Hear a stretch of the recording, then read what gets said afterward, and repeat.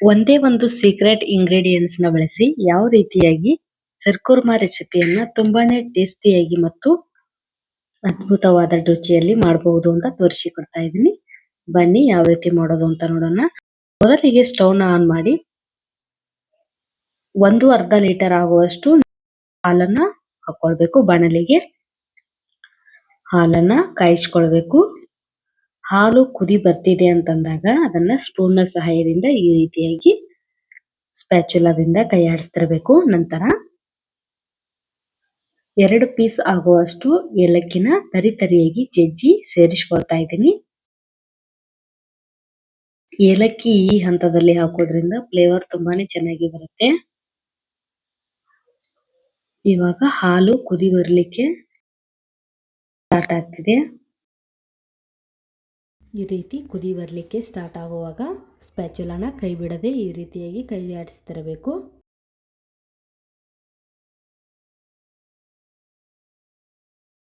ಏಲಕ್ಕಿ ಈ ಹಂತದಲ್ಲೇ ಹಾಕೋದ್ರಿಂದ ತುಂಬಾನೇ ಫ್ಲೇವರ್ ಚೆನ್ನಾಗಿ ಬರುತ್ತೆ ಅನ್ನೋ ಕಾರಣಕ್ಕೆ ಸೇರಿಸಿಕೊಳ್ಳೋದು.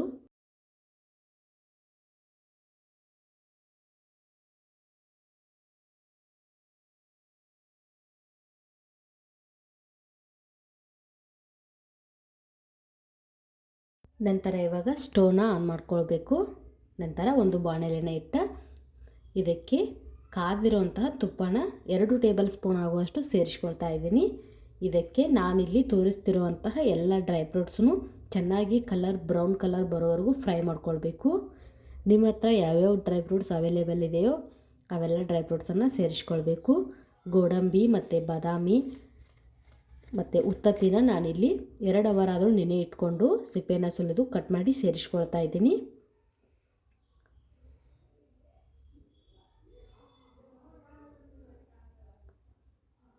ಎಲ್ಲನೂ ಕೂಡ ಈ ರೀತಿಯಾಗಿ ಕಟ್ ಮಾಡಿ ಸೇರಿಸ್ಕೊಳ್ಬೇಕು. ಚಿರೋಂಜಿನೂ ಕೂಡ ಸೇರಿಸ್ಕೊಳ್ತಾ ಇದ್ದೀನಿ. ಇದಕ್ಕೆ ಎಷ್ಟು ಡ್ರೈ ಫ್ರೂಟ್ಸ್ ಸೇರಿಸ್ಕೊಳ್ತೀವೋ ಅಷ್ಟು ಚೆನ್ನಾಗಿ ಬರುತ್ತೆ ಇದು ಸಿರ್ಕುರ್ಮಾ.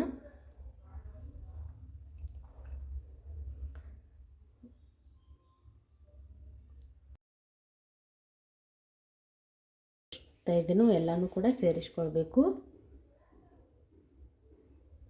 ಎಲ್ಲನೂ ಬ್ರೌನ್ ಕಲರ್ ಆಗೋವರೆಗೂ ಫ್ರೈ ಮಾಡ್ಕೊಳ್ಬೇಕು.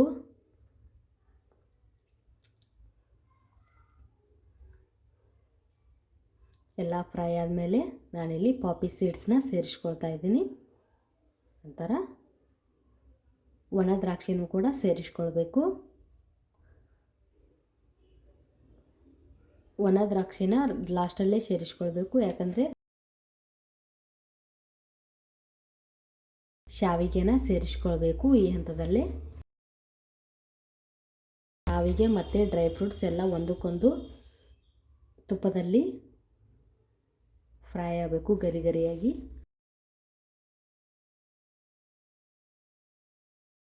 ಕಲರ್ ಸ್ವಲ್ಪ ಬ್ರೌನ್ ಆಗಬೇಕು, ಅಲ್ಲಿವರೆಗೂ ಎಲ್ಲನೂ ಕೂಡ ಮತ್ತೊಮ್ಮೆ ಫ್ರೈ ಮಾಡ್ಕೊಳ್ಬೇಕು.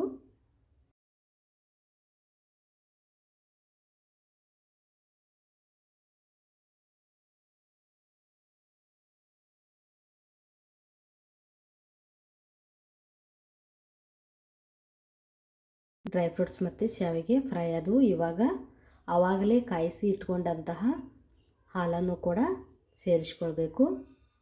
ಈ ಕಡೆ ನಾನು ಮತ್ತೆ ಕುದಿಲಿಕ್ಕೆ ಇಟ್ಟಿದ್ದೆ ಅದೇ ಹಾಲನ್ನು ಇವಾಗ ಸೇರಿಸ್ಕೊಳ್ತಾ ಇದ್ದೀನಿ.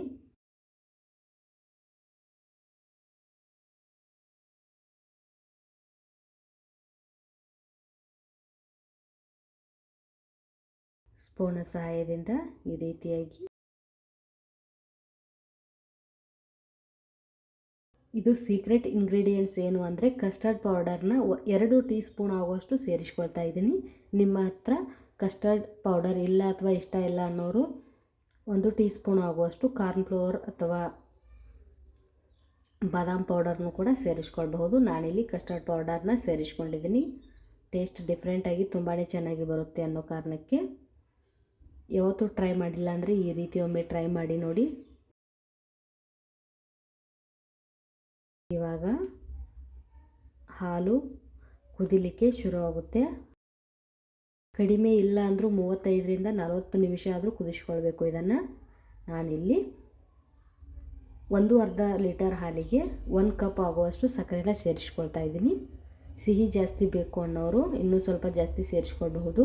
ನಾನು ತೊಗೊಂಡಿರೋ ಕನ್ಸಿಸ್ಟೆನ್ಸಿಗೆ ಕರೆಕ್ಟಾಗಿದೆ 1 ಕಪ್ ಆಗುವಷ್ಟು ಸಕ್ಕರೆ. ಎಲ್ಲ ಚೆನ್ನಾಗಿ ಹಾಲಿನಲ್ಲಿ ಕರಗಬೇಕು.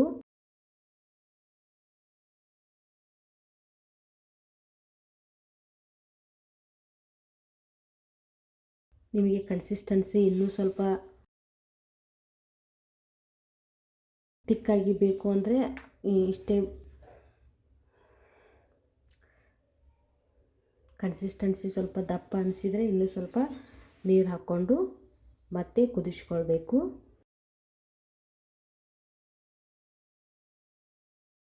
ಎಲ್ಲ ಡ್ರೈ ಫ್ರೂಟ್ಸು ಸಾಫ್ಟ್ ಆಗಬೇಕು, ಅಲ್ಲಿವರೆಗೂ ಕುದಿಸ್ಕೊಳ್ಬೇಕು.